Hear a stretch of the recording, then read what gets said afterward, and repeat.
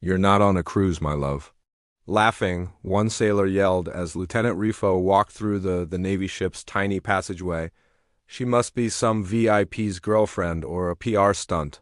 Someone murmured loudly enough, "Look at the way she walks like. She runs the place." Her tan uniform clung neatly to her form, with brass pins catching the fluorescent light, but the men didn't see a naval officer. Instead, they saw a distraction whisper that rippled down the hall like oil slick on water. Rio remained silent, her eyes forward. Her shoulders squared as if she were made of granite, but behind her, smirks curled and eyebrows raised, while some tried to cover their laughter with coughs. One even muttered, "Bet she's never seen real combat. They probably sent her here to make us more diverse."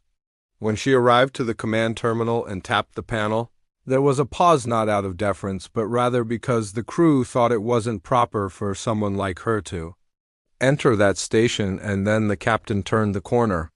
His eyes landed on her name tag before lowering to the hard-earned insignia above her breast pocket. He was a man of no nonsense, having served decades on sea duty, with salt and pepper hair and a stare that sliced through ranks. "You're Rio." He began slowly, "Yes, sir," and she responded sharply and firmly, "Lieutenant Commander Elena Rio reporting as ordered." His jaw was clenched, and something changed in his face, a recollection, a recall, or perhaps incredulity. "You led the evacuation under enemy fire and saved 12 lives," the captain said, blinking briefly as he appeared shaken. The crew was now staring, their laughter turning to bewilderment, and then, with a small nod, Rifo said, "That's right, Operation Hammerwake. I was logistics and coordination lead on the ground. Our air support was compromised. We had to reroute every survivor through a civilian corridor. It wasn't pretty, and the convoy ambush." The captain said in a quiet voice, "We lost the lead vehicle now. This was the correct operation." "I drove the second truck through," she said. "Didn't stop until we hit the base perimeter." Nobody moved or blinked, and everyone's eyes were fixed on her.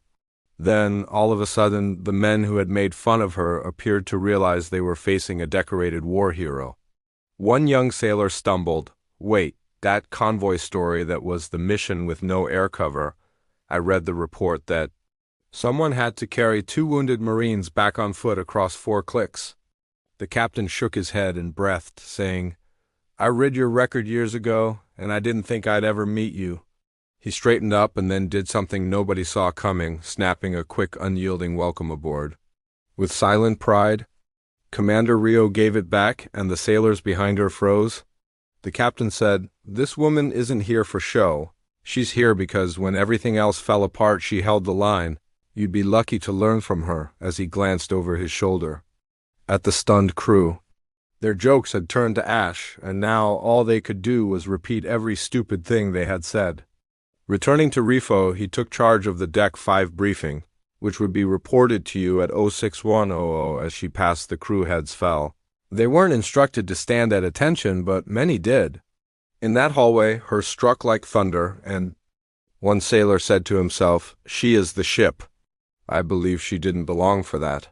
Not only did they learn her name, but they also learned about her story, scars, silence, and the weight behind that badge on her chest. Later that evening, word had spread throughout the entire ship, and her record was being read aloud in the mess halls and whispered during midnight rotations. Before we conclude this story, remember that the quietest person in the room might have been the one who carried others through fire. Please share your viewing location with us in the comments section below. If this tale resonated with you, please subscribe to the channel, click the like button, and leave a karma comment.